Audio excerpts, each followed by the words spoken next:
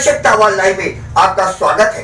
मैं राजेंद्र सोनी आपके सामने एक बार फिर हाजिर हूं देश और दुनिया की नई नई खबरों का पिटारा लेकर। आज शकरपुर स्थित अंतर्राष्ट्रीय मानव अधिकार परिषद कार्यालय में कोरोना प्रोटोकॉल के तहत राष्ट्रीय अध्यक्ष बिंदेश्वर सिंह यादव ने अपने कर्मठ सहयोगियों में डॉक्टर नेपाल सिंह, मोहम्मद इरशाद, संजीव, नेहा तथा सीता यादव आदि के बीच झंडारोहण कर राष्ट्रीय और समाज के प्रति अपनी प्रतिबद्धता दोहराई। देखिए आज की ये रिपोर्ट। पंजाब सिंध गुजरात मराठा द्राविड़ उत्कल गंगा विंध्य हिमाचल यमुना गंगा उच्चल जलधि तरंगा तव शुभ नामे जागे तव शुभ आशीष मांगे गाहे तब जय गाथा जन गण मंगल दायक जय हे भारत भाग्य विधाता जय हे जय हे जय हे जय जय जय जय हे। भारत माता की जय हो, भारत माता की जय हो, भारत माता की जय हो। आज स्वाधीनता दिवस का पर्व है, क्या कहना चाहेंगे आज के दिन को क्षेत्र की जनता की? आज 15 अगस्त स्वतंत्रता दिवस की ओर से हार्दिक शुभकामनाएं दिल्ली के सभी नागरिकों के एवं शोषित पीड़ितों वंचितों के, विशेष रूप से जो डिस्ट्रिक्ट रेड लाइट एरिया पर शोषित पीड़ित हमारी बहन बेटियां हैं जी, जो पशु वाली नरक वाली ज़िंदगी जीने के लिए विवश है। आज तक भारत सरकार या किसी भी राज्य सरकार ने उनकी उस आतंक से, जुर्म से, अत्याचार से मुक्ति दिलाने के लिए कोई ठोस कारगर कदम आज तक नहीं उठा पाई। सदियों से वो पीड़ा झेलते हुए पशु वाली ज़िंदगी जीने के लिए विवश है। लेकिन मैं Bindeshwar Singh Yadav, chairman international human rights council एवं अपने साथी डॉक्टर नेपाल सिंह, मोहम्मद इरशाद, संजीव एवं अन्य साथियों के द्वारा शुभ संदेश यह देना चाह रहा हूँ। उत्तर प्रदेश के कन्नौज डिस्ट्रिक्ट में दिल्ली और उत्तर प्रदेश के सभी डिस्ट्रिक्ट शोषित पीड़ित बहन बेटियों को जीवन भर के लिए गोद लेने की हमारी पूर्ण दृढ़ संकल्प की योजना है और उनको रहने सहने, खाने पीने की सारी बंदोबस्ती, चिकित्सा उपलब्ध कराने की पर्याप्त योजनाएं मेरे पास हैं। अब इसको सरजमीन पर लागू करने के लिए राज्य सरकार और केंद्र सरकार से सक्षम विभागीय अधिकारियों से निवेदन करने की अपील करता हूं कि अधिक से अधिक समय न गंवाते हुए समय सीमा के अंदर उन शोषित पीड़ित बहन बेटियों को स्वस्थ जीवन यापन करने की पर्याप्त सहयोग करने की कष्ट करें। आप जिस तरह अंतर्राष्ट्रीय मानव अधिकार परिषद के अध्यक्ष हैं, क्या मैं जान सकता हूं कि इस संस्था की दिल्ली के अलावा और कहीं भी शाखाएं हैं? जी, हमारे उत्तर प्रदेश में है। इस शाखाओं के संचालन हमारे साथी छोटे भाई डॉक्टर नेपाल सिंह उत्तर प्रदेश को मतलब जो है सहित अन्य राज्य में मतलब जो है ये कर रहे हैं। युद्ध स्तर पर ये काम करने के लिए कदम उठाए हुए हैं। सभी अपने साथियों मीडिया कर्मियों के साथ में दिन रात मतलब जो है ईमानदारी पूर्वक सरजमीन पर काम करने के लिए बढ़ रहे हैं प्रतिदिन। जैसा कि नाम से परिलक्षित है कि ये मानव अधिकार के प्रति उत्तरदायी संस्था है जी, परंतु क्या इसके अलावा इस संस्था की और कोई भी नीतियां हैं जो जिसे भविष्य में क्रियान्वयन किया जाना चाहिए? जी, इसके अलावा दूसरा पहलू ये हमारा है कि नक्सल प्रभावित भारत के 10 राज्य और आतंकवाद प्रभावित मुख्य रूप से जम्मू कश्मीर, लेह लद्दाख जी, जो भारत की मतलब जो है पाकिस्तान सीमा बॉर्डर पर मतलब स्थित है, वहाँ पर हमारे मासूम मतलब जो है छोटे भाई बहन बच्चों को मतलब जो है आतंकी शिविर में मतलब लेने के लिए जाने के लिए राज्य सरकार और केंद्र सरकार की दूषित शासन प्रणाली के द्वारा वो जाने के लिए मजबूर है। अगर राज्य सरकार केंद्र सरकार चाहें तो वो असहाय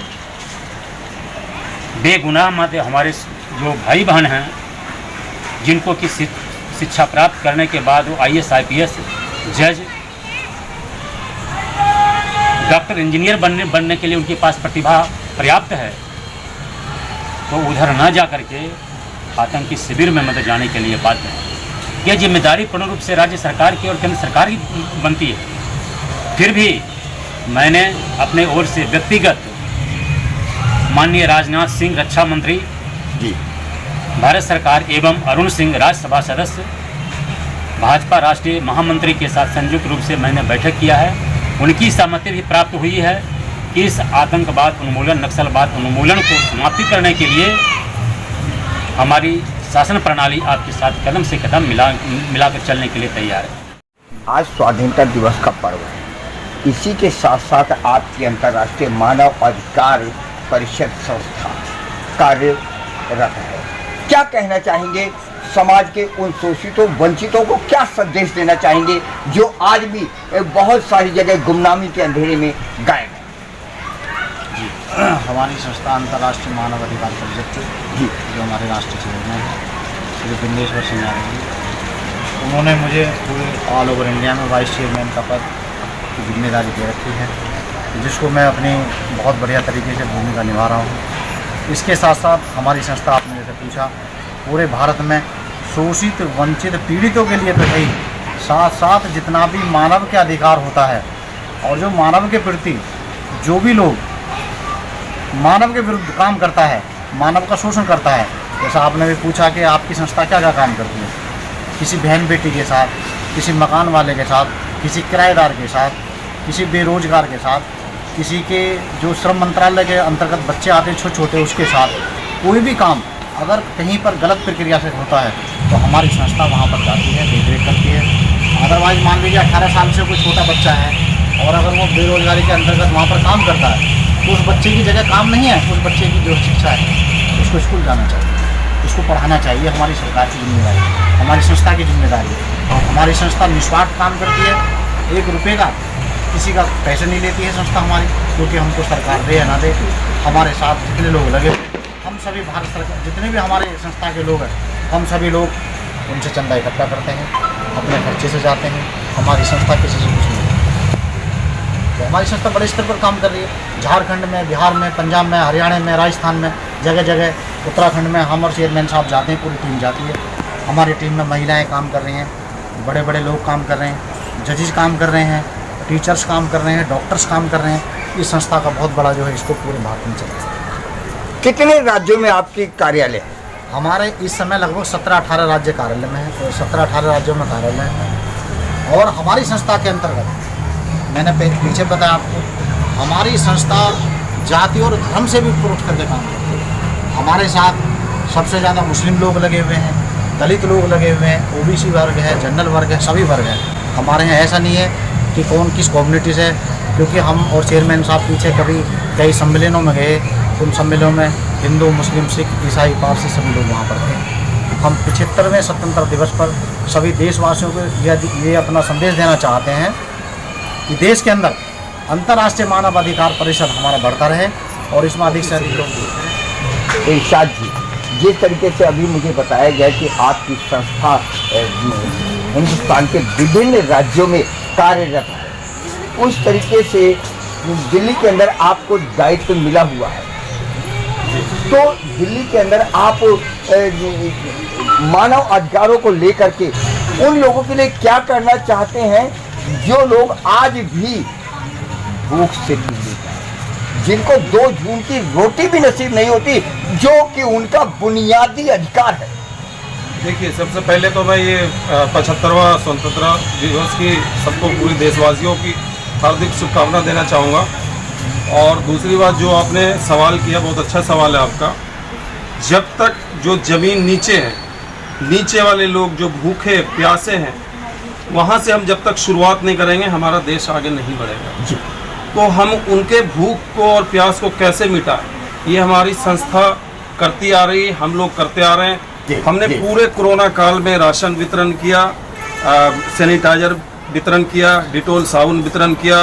पूरे जो पिछले 2020 से जब से आए हुए कंटिन्यू रुक के जैसे काम हम इस मैटर पे कर रहे हैं, लोग को भूखों को ख़त्म कर रहे हैं। तो हमारी संस्था जो है लगातार काम कर रही है जीरो ग्राउंड पे, ज़मीनी स्तर पे, छोटे से छोटे जगह पे जी, ताकि कोई भूखा ना रह सके। बिल्कुल कोई भी देखिए, कोई भी भूखा ना सोए, औरत हो, मर्द हो, बच्चे हो, बूढ़े हो, कोई भी हमारा लोग भूखा ना सोए। हमारी संस्था का ये दायित्व है, उसको हम निभाने की कोशिश, पुरजोर कोशिश कर रहे हैं जी।